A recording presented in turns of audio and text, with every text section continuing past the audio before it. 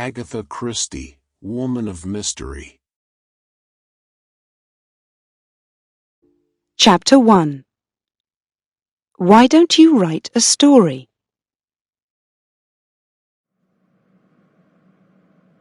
Agatha Mary Clarissa Miller was bored. It was a winter morning in 1908, and she was in bed because she was ill. "I'm feeling much better today," she said to her mother, Clara. "I think I'll get up." "You're still ill," said Clara. "The doctor told you to stay in bed and keep warm, and that's what you're going to do." Agatha was 18 years old at this time, but in those days, daughters had to do what their mothers told them. "But I'm bored." "Well, do something then," said her mother. "Read a book, or write a story. Yes, why don't you write a story?" "Write a story?" said Agatha, surprised. "Yes," her mother said, "like Madge."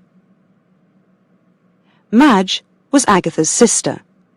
She was 11 years older than Agatha, and sometimes wrote short stories for magazines like Vanity Fair. "I don't think that I can write stories," said Agatha. "How do you know?" said her mother. "You've never tried." And she went to find a pencil and paper. Soon after, Agatha sat up in bed and began to write a story.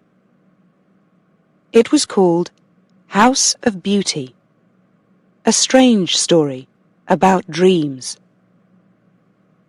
It wasn't a very good story. She typed it on Madge's old typewriter and sent it off to a magazine, but they sent it back with a letter. "Thank you for sending us your story. We are afraid we cannot publish it." "You must try again," said her mother. Clara was always sure that her daughters could do anything. So Agatha went on writing stories and sending them out to magazines, but they all came back. She was a little disappointed. "I'll try writing a novel," she decided. An idea came to her. She remembered seeing a beautiful young girl in a hotel in Cairo when she was visiting Egypt with Clara. The girl was always with 2 men, one on each side of her. One day, Agatha heard someone say, "That girl will have to decide between them sometime." It was all that Agatha needed for an idea, and she began writing. It was not a detective novel. It was the story of a young girl who lived in Cairo, and it was called Snow upon the Desert. It was really 2 long stories put together to make a book. When it was finished, Agatha sent it to 3 or 4 publishers, but they all sent it back. "Oh, dear," said Agatha. "What shall I do now?" "Why don't you show it to Eden Phillpotts?" said Clara. Eden Phillpotts was a writer who lived near the Millers. During his life, he wrote more than 100 popular novels and many plays for the theatre. Agatha was a little afraid of sending her novel to this famous man, but she agreed to do it and sent it off. Mr. Phillpotts was a good writer and also a kind man. He read Agatha's novel carefully and wrote her a letter. "Some of your writing is very good, So I am sending you a letter to take to my agent, Hughes Massey. Agatha, still only 18 years old, went to London on the train. It was a long journey, more than 200 miles from her home in Torquay in Devon, and the trains were not so fast in those days. She was very shy, and Hughes Massey was a big, frightening man. Agatha gave him the letter from Eden Philpotts. Massey read it, talked with Agatha for a while, then kept her book to read. Agatha went home to wait. Some months later, Massey returned, Snow upon the Desert, to her. "I do not think that I can find a publisher for it," he wrote to her.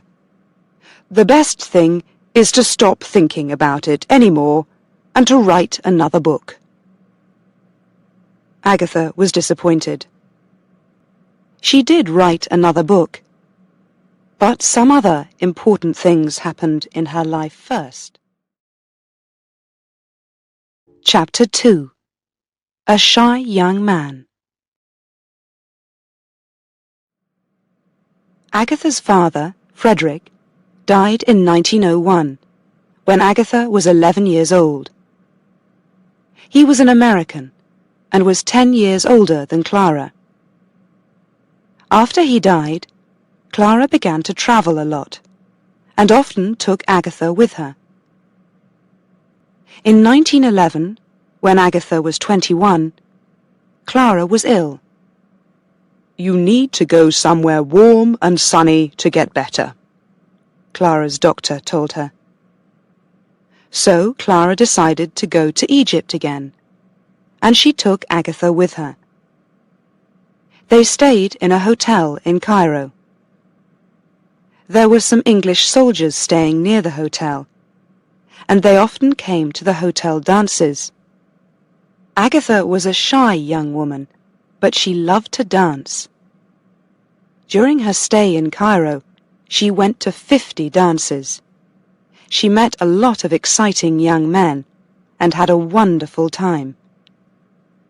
When she came back to England, she was soon getting invitations to garden parties, tennis parties, dances, and to country houses for the weekend. He was tall and good-looking, with friendly blue eyes, and his name was Archibald Christie. Agatha liked him immediately. They danced together many times that evening, and Archie told her his plans. Then a young army officer called Reggie Lucy came home from Hong Kong. Agatha was a friend of Reggie's 3 sisters, and often played tennis with them. But she did not know Reggie. He was a very shy young man, who did not go out very much. He liked to play golf, but did not like parties or dances. So, while Reggie was in England, he and Agatha played golf nearly every day. One very warm day, they played golf for a little while. Then Agatha said, "Oh, I'm hot, Reggie. Shall we have a rest?" They sat under a tree, out of the sun, and talked. Then suddenly, Reggie said, "I want to marry you, Agatha. Did you know that? Perhaps you did. But you are still very young, and—" "No, I'm not," said Agatha. "Not very young." "Of course, a pretty girl like you could marry anybody," said Reggie. "I don't think I want to marry anybody," Agatha said. Yes, I think I'd like to marry you." "I have to go back to Hong Kong in 10 days' time," said Reggie. "And I'll be there for 2 years. But when I come back, if there isn't anybody, there won't be anybody, said Agatha. So Reggie went back to Hong Kong. Agatha wrote letters to him, and he wrote to her. It was all agreed. When Reggie came home again, they would get married. Chapter 3.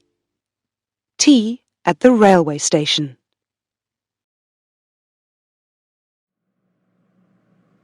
On October the 12th, 1912, when Agatha was 22, she went to a dance at the home of Lord and Lady Clifford. They lived near Chudley, 12 miles from Torquay, and there were many young people there for Agatha to talk to. During the evening, a young army officer came up to her. "Will you dance with me?" he asked Agatha. "Me?" said Agatha. "Oh yes, all right." He was tall and good-looking, with friendly blue eyes, and his name was Archibald Christie. Agatha liked him immediately. They danced together many times that evening, and Archie told her his plans. "I want to fly," he said, "and I'm trying to get into the Royal Flying Corps." "How exciting," said Agatha. A week later, she was having tea with some friends at a house opposite Ashfield, her home, when there was a telephone call for her. It was her mother. "Come home, will you, Agatha?" said Clara. "There's a young man here. He's just arrived, and I'm giving him tea. I don't know him, and I think he wants to see you." Agatha had to leave her friends and hurry home, so she was not very pleased. But when she got home, she found Archie Christie waiting for her. "Hello," he said. "I was in Torquay, and I thought that perhaps it would be nice to see you." His face was red, and he looked at his shoes. Agatha smiled. Archie stayed for the rest of the afternoon, and for supper that evening. When it was time for him to leave, he said, "Will you come to a concert in Exeter with me, Agatha? We can go to the Redcliffe Hotel for tea after the concert."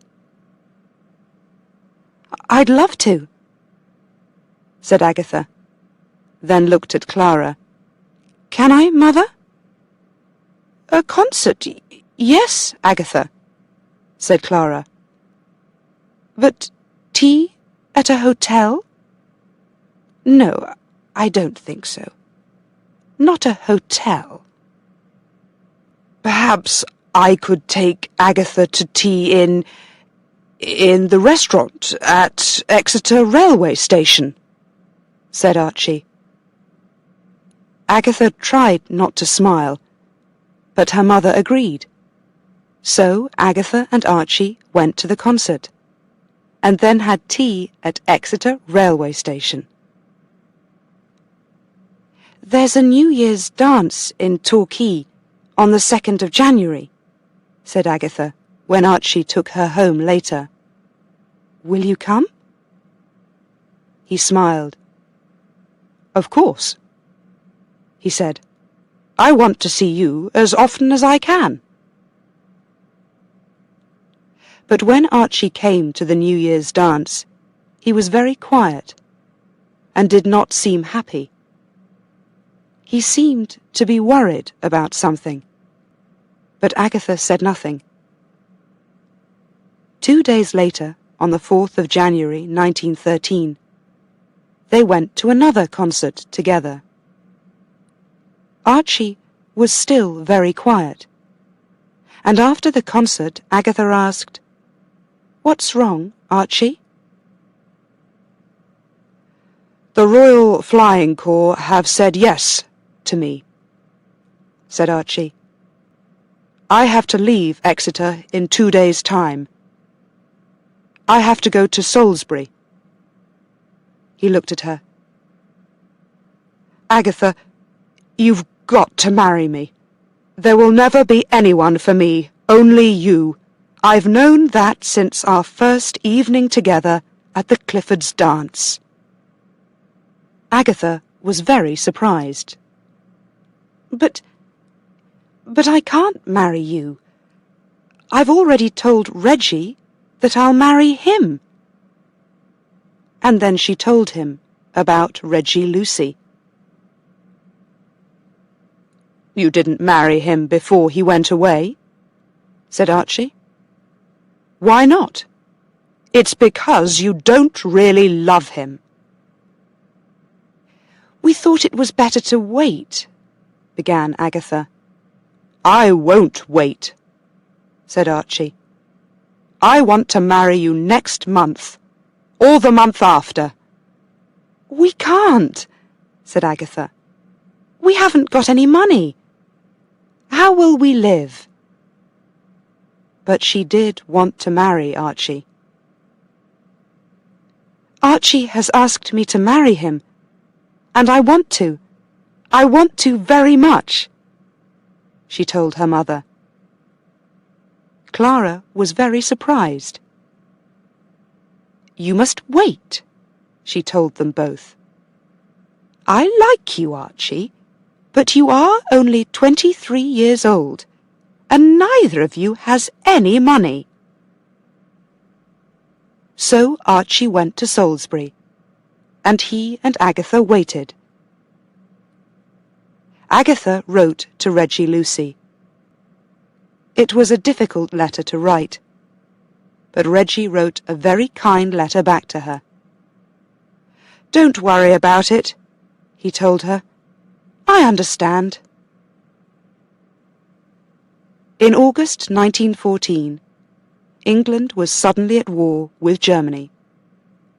Archie went to France with the Royal Flying Corps, and Agatha went to work as a volunteer nurse at the Torbay Hospital in Torquay. Archie came back to England for 5 days in December, and Agatha went up to London to meet him. Then the two of them went down to Bristol, where Archie's mother lived. They could not wait any longer. They wanted to get married. Archie's mother was not happy about this, but Clara thought differently. Yes, get married now, she said. There's a war on. Who knows what will happen? Be happy while you can. So Agatha and Archie were married at last on the 24th of December, 1914. 2 days later, Archie went back to the war, and Agatha did not see him again for 6 months. During the summer of 1915, Agatha was ill and could not do any nursing work at the hospital for 3 or 4 weeks. Then, when she returned, she went to work in the hospital dispensary. And here she learned something which was very useful for a writer of detective stories. She learned about poisons. Chapter 4. A Detective Story. One day, some time before the war, Agatha was talking with her sister, Madge, about detective stories. They both enjoyed reading this kind of book very much. I'd like to try and write a detective story myself, said Agatha. You couldn't do it, said Madge. They're very difficult to do. I've thought about it. Well, one day I'm going to try, said Agatha. The idea stayed in Agatha's head, and she wanted to show Madge that she could do it. And when, years later, she went to work in the hospital dispensary, she again began to think about writing a detective story. There must be a murder in it, of course, she thought. The questions ran busily around inside her head. But what kind of murder? A death by poisoning? Who will die? Who will the murderer be? When? How? Why? Where? And what about a detective? There were some Belgian people living in Torquay who were there because of the war in Belgium. Clara, like everyone in the town, was very kind and helpful to them when they arrived. She gave them chairs and beds for their homes, and tried to make them feel happy and comfortable. Now Agatha suddenly remembered them. What about a Belgian detective? She thought, and began to build the character in her head. He'll be a very clever, very tidy little man. But what shall I call him? I know, I'll call him Hercules. She smiled. It's a good name for a small man. And his second name? Poirot. Hercules, no, Hercule Poirot. Yes, that's it. Agatha thought about her detective story during every quiet minute in the dispensary. She knew a lot about poisons now. She knew which poisons worked quickly and which worked slowly. She knew how much to give and what different poisons smelt and tasted like. She knew how people died from poisons. Did their faces turn blue? Did they die in their sleep or die screaming in pain? A good detective and a good writer of detective stories must know these things. She began to write her story at home and used Madge's old typewriter again. What are you doing? Clara asked her one day. I'm writing a detective novel, said Agatha. I want to finish it, but it's very difficult. Why don't you finish it during your holiday? Said Clara. Go away somewhere nice and quiet and take it with you. Where do you want to go? Dartmoor? Yes, said Agatha. Dartmoor. Dartmoor was a beautiful, lonely moor in Devon. Agatha took Madge's typewriter with her and stayed at the Moorland Hotel at Hay Tor. It was a large hotel with a lot of rooms, but not many people were staying there. For 2 weeks, she wrote in her room every morning, then went for long walks alone on the moor in the afternoons. Everything went well. The characters seemed to come alive inside her head, and during her walks, she planned her writing for the next day. She finished the last half of the book during her holiday, and soon after, she sent it to a publisher. They returned it, but Agatha was not surprised. She sent it out again, but it came back once more. She sent it to a third publisher, but they returned it too. Then she sent it to the Bodley Head Publishing Company and forgot all about it. 2 years went by. Archie came back to work in London. The war ended, and Agatha had a baby, Rosalind. The three of them were living in a flat in London when a letter arrived one morning in 1919. It was from the Bodley Head. Agatha quickly opened the letter and saw the words, "Will you call at our offices? We would like to talk about your book." "It's about my book, The Mysterious Affair at Styles," she told Archie. "I think they want to publish it." "Then you must go and see them at once," said Archie. Agatha went to the publisher's office. She met John Lane, a small man with white hair. "Do sit down," he said. He had a kind voice and blue eyes that looked carefully at Agatha. "Some of my readers think that we could publish your book. But you will need to change the last chapter. And there are a few other small things."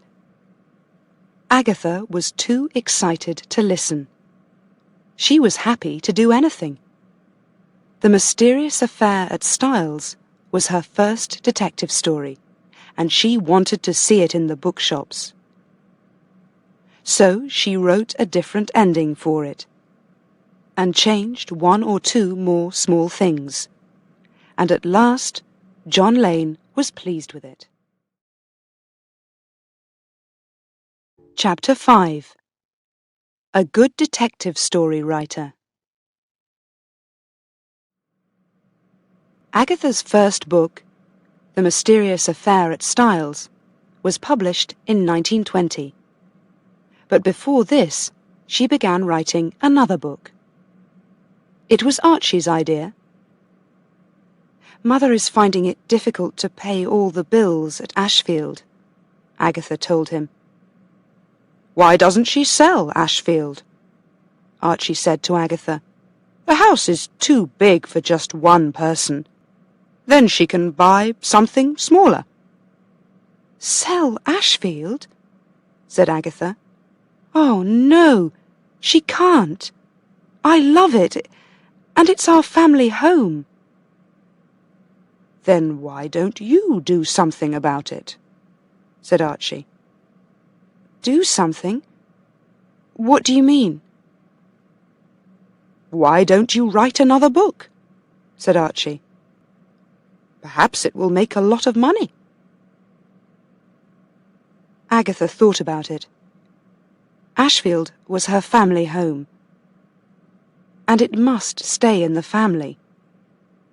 Could she do anything to help?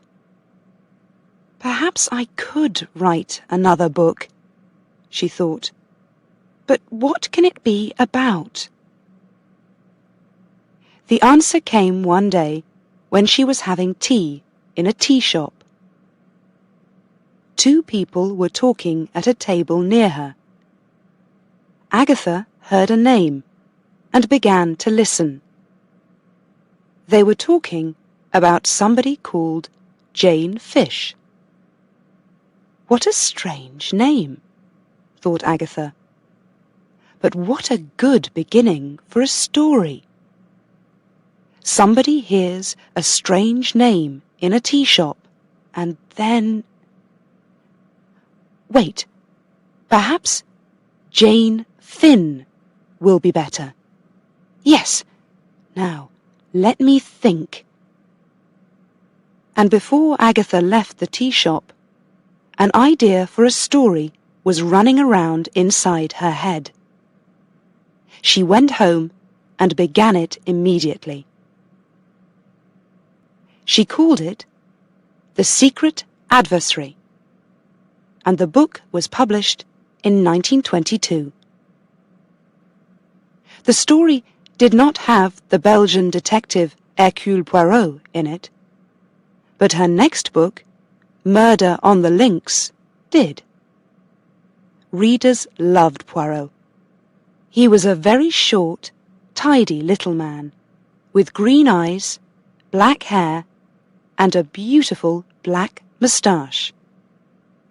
And like another famous detective, Sherlock Holmes, he was very, very clever. He was not shy about this, and was always telling other characters in the story just how clever he was. Other books followed, some with Poirot, some without. The Man in the Brown Suit, Poirot Investigates, and The Secret of Chimneys. Hughes Massey, the agent, was helping Agatha now. "You need another publisher," he told her. "A publisher who will pay you more than the Bodley Head. You're a good detective story writer, Agatha, and your books are beginning to sell well." So Massey sent Agatha's next book, The Murder of Roger Ackroyd, to William Collins's publishers. It was an important book for Agatha. The Murder of Roger Ackroyd came out in the spring of 1926, and people began to talk about it immediately. What did they talk about? The big surprise at the end of the book. "That's cheating," some people said, when they got to the end and found out the name of the murderer. "No, it's not," said other readers. "It's a very clever story." "What's the matter with everybody?" Agatha said to Archie. "I didn't cheat. It's wrong to say that. People must read the story carefully." And she was right. All the clues were there in the story, and a very clever reader could guess the name of the murderer, but most people couldn't. So what was the surprise at the end? And who was the murderer? The only way to find out is to read the book.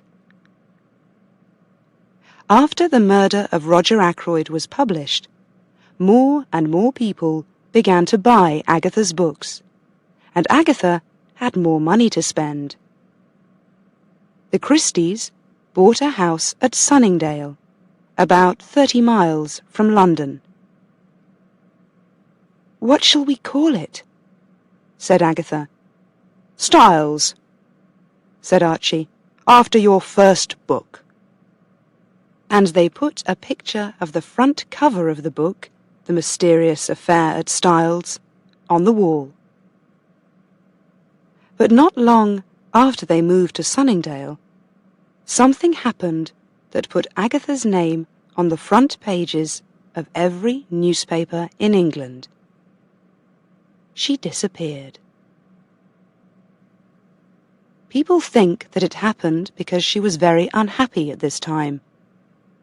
First, her mother died. And then Agatha found out that Archie was in love with a young woman called Nancy Neal. Chapter 6. Agatha Disappears. On the morning of Friday the 3rd of December, 1926, Archie left Styles and went to stay with some friends for the weekend. Nancy Neal was also staying at this house for the weekend. Perhaps Agatha knew this, perhaps she didn't. We can't be sure. Nobody knows what Agatha was thinking late that dark winter evening. Rosalind, now 7 years old, was in bed. The Christies' 2 housemaids were in the kitchen. But we know this. At about 11 o'clock that evening, Agatha went out and drove away in her car. She did not return home that night. On Saturday morning, a woman arrived by taxi at the Hydro Hotel in Harrogate, Yorkshire.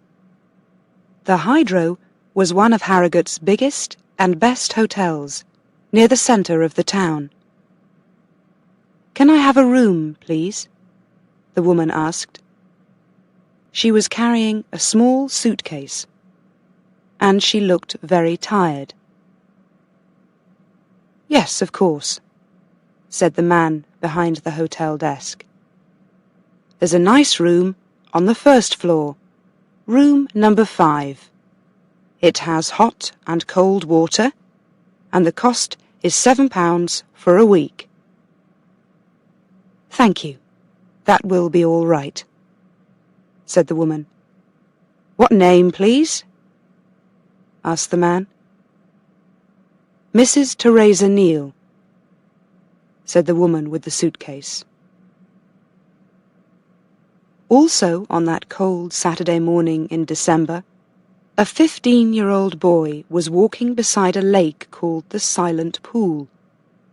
This was at a place called Newlands Corner, about 14 miles from Sunningdale. The boy's name was George Best. Suddenly, George saw a car. It was off the road, down by the lake, but the lights were on.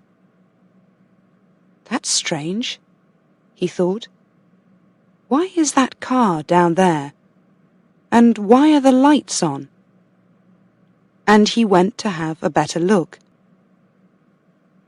The car was empty, but the driver's door was open. George looked inside. He saw a coat and an open suitcase.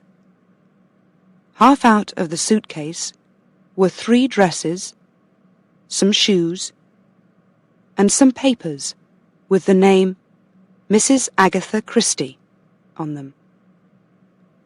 George quickly went to find a policeman. The newspapers were soon full of the story, and Agatha's picture was on the front pages. Where was the detective story writer? Was she dead? Was she murdered? Did she kill herself? The Daily News wanted answers to these questions, and said on December the 7th that it would give £100 to the first person with the answers. By the next weekend, hundreds of policemen and thousands of people were looking for her. "Did your wife ever talk about disappearing?" a Daily Mail reporter asked Archie. "Yes," said Archie. "She once told her sister I could disappear any time I wanted to. I would plan it carefully, and nobody would find me. Perhaps this happened, or perhaps she's ill and can't remember who she is." The police asked Archie lots of questions, watched his house, and followed him to his office. "They think I've murdered Agatha," he told a friend. The woman at the Hydro Hotel had breakfast in her room each morning, and sat quietly reading in the hotel sitting room in the afternoons.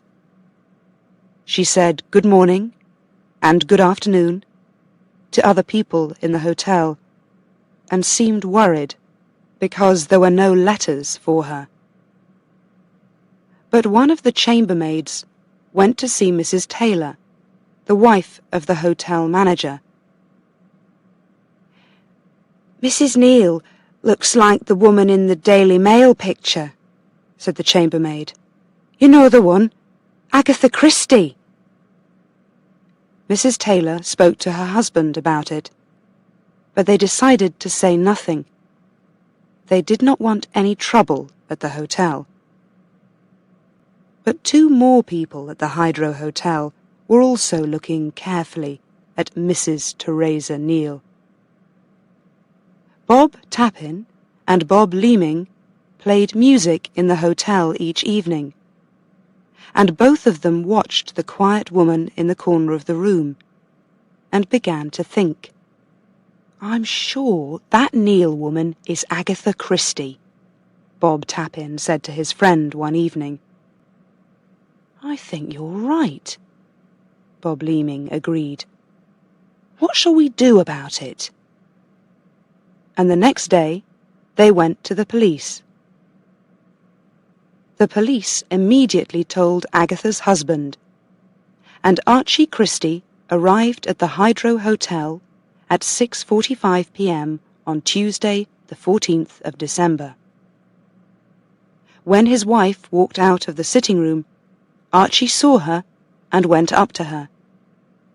"Hello, Agatha," he said. She looked at him carefully, but did not seem sure who he was. "Hello," she said. The hotel was soon full of newspaper reporters. Archie told them later, "I don't think that my wife knows who she is. She doesn't know me, and she doesn't know where she is." He and Agatha left the hotel the next day. There were reporters everywhere. They followed the Christies to the railway station, trying to get pictures of the frightened Agatha, who was hiding her face behind her hands. She looked thin, and her face was white. And in London, hundreds of people were waiting at King's Cross Station for the train from Harrogate.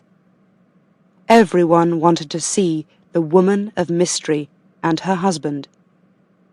Their lives now seemed to be like something out of one of her detective stories. Archie helped the silent, frightened Agatha through the crowd. Reporters shouted questions at them and took pictures, but neither Archie nor Agatha said a word. And for the rest of her life, Agatha never again spoke about Harrogate, the Hydro Hotel, or Teresa Neal.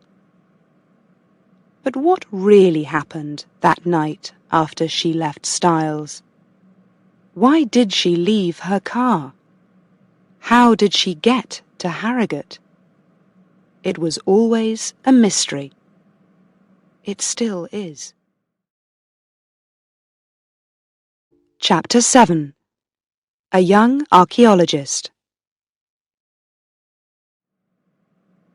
During the first weeks of 1927, Agatha went to stay with Madge and her husband in Cheadle, near Manchester. Archie stayed at Styles, but he wanted to marry Nancy Neal, and he asked Agatha for a divorce. At first, she would not agree, but at last she said yes, and they were divorced in April 1928. Rosalind lived with Agatha. "I don't want to use the name Christie again," Agatha told her publishers. "I will think of another name to use." "But you can't change it now," they said. "Your readers know Agatha Christie. That's why they buy your books. If you change your name, nobody will know who you are." In the end, Agatha agreed to keep the name Christie. But she was not happy about it. But William Collins was right. Thousands of people in England and America were reading Agatha's books now. Then, in the autumn of 1928, Agatha decided to visit the West Indies. Rosalind was at school, and Agatha wanted a holiday in the sun. So she got tickets for a ship to Jamaica. 2 days before she left England, Agatha went to dinner with some friends. During the evening, she talked to some people who were just back from Baghdad in Iraq. Their names were Commander and Mrs. Howe. "People always say that Baghdad is a terrible place," said Mrs. Howe, "but we loved it." She went on talking about the city, and Agatha listened with great interest. She soon decided that she wanted to see Baghdad for herself. "How do you get there?" she said. "By sea?" "You can go by train," said Mrs. Howe. "On the Orient Express." "The Orient Express," said Agatha. "I've always wanted to ride on that famous train. I'll go to Baghdad, not the West Indies." The Howes were very helpful and wrote down the names of interesting places for Agatha to visit. "And you must go to Ur," Commander Howe said.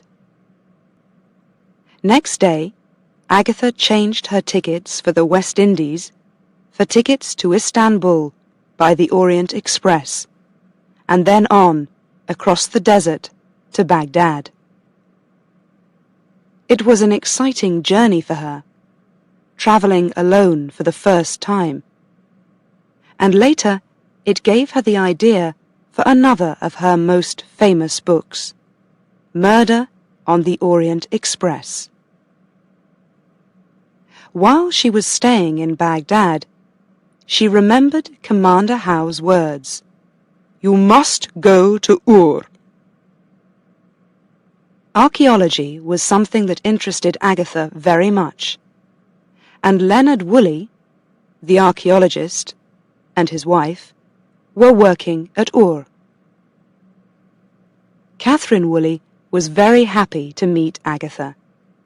"I love your books," she told Agatha.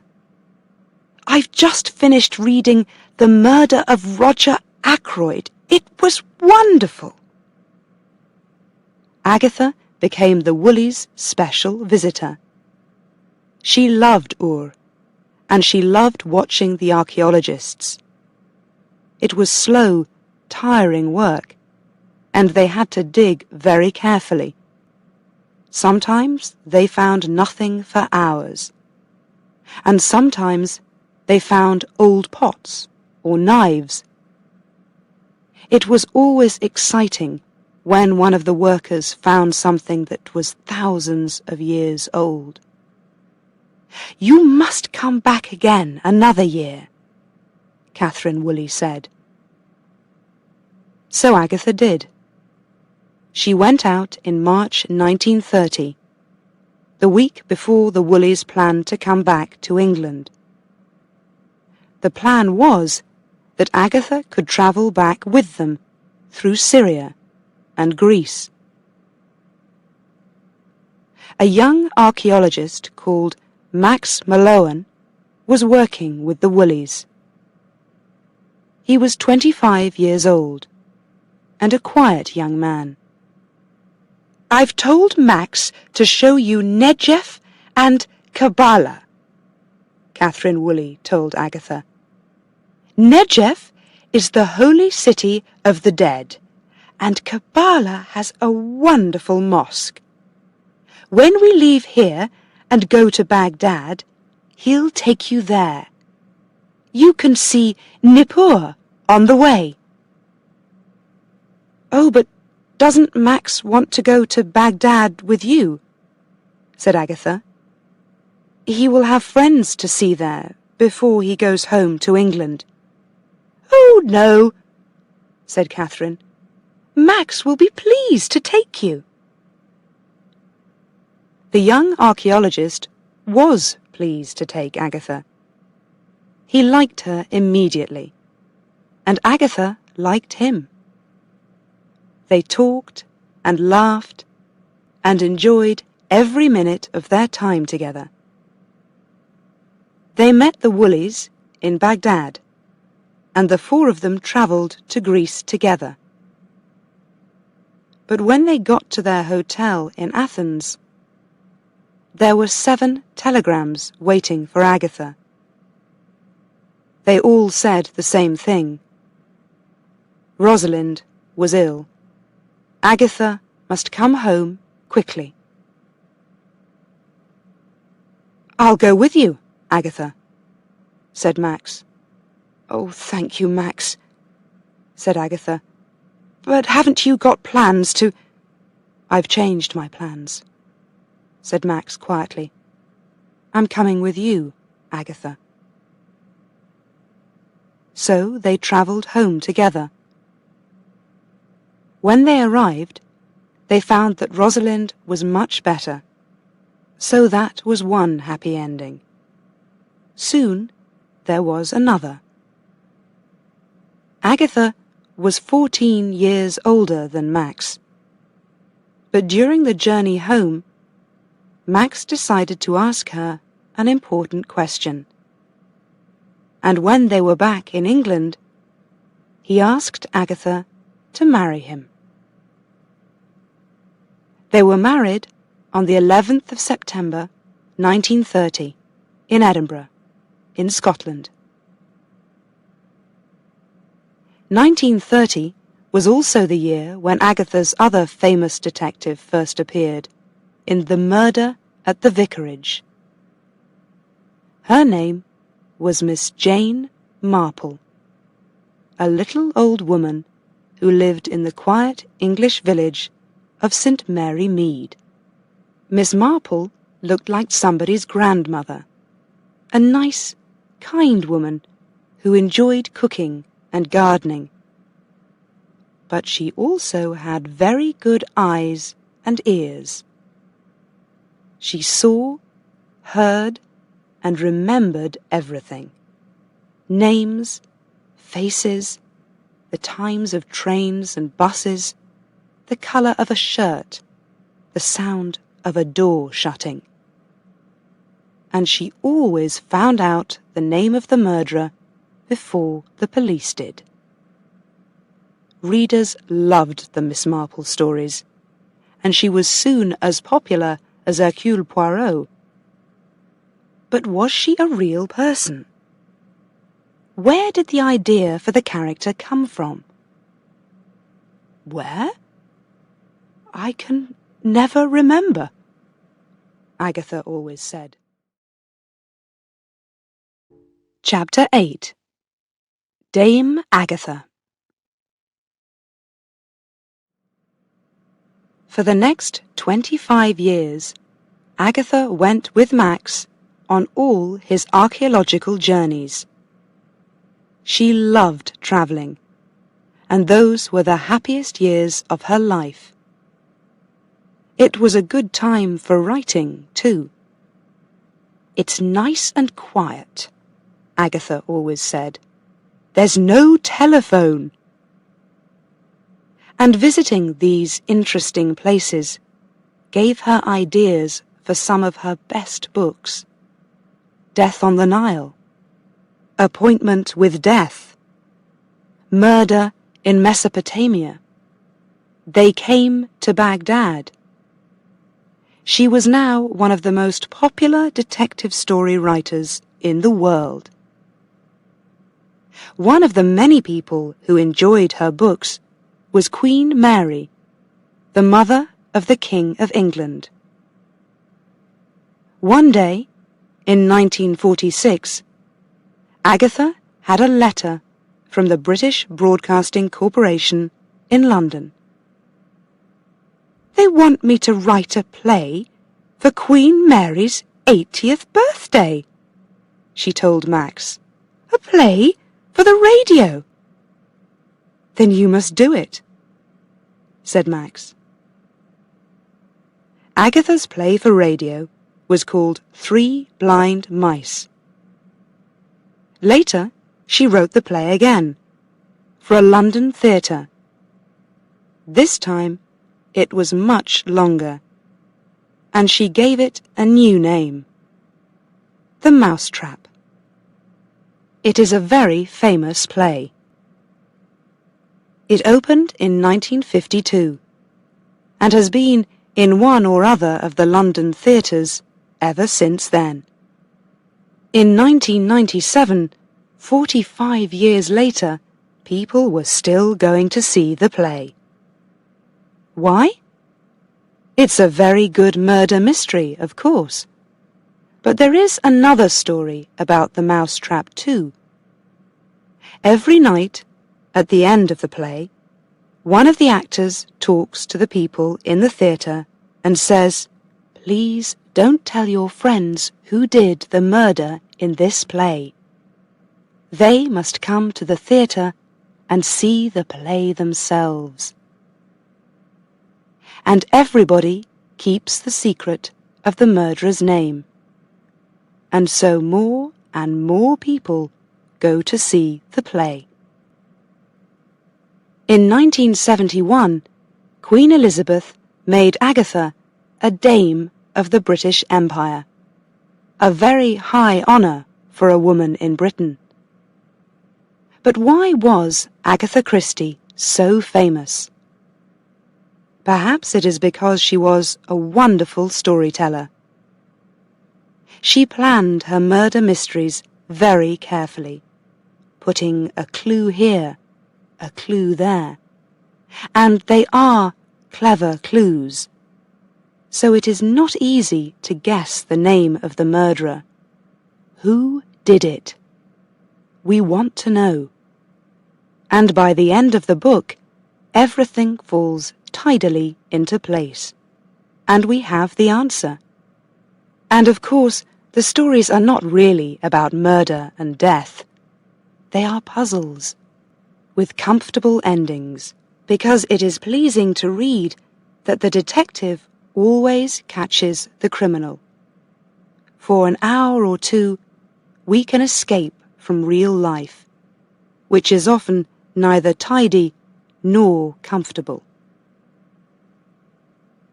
Agatha Christie died on the 12th of January 1976. During her life, she wrote 67 detective novels, 10 books of short stories, 13 plays, 6 novels that were not about crime, using the name Mary Westmacott, and 2 books about her life. Many films were made from her books. The most famous one is Murder on the Orient Express, made in 1974. Today, millions of her books, in more than 40 different languages, are still sold in every country of the world, from China to Nicaragua. Agatha Christie was, perhaps, the greatest detective story writer of all time. A woman of mystery, both in books and in life.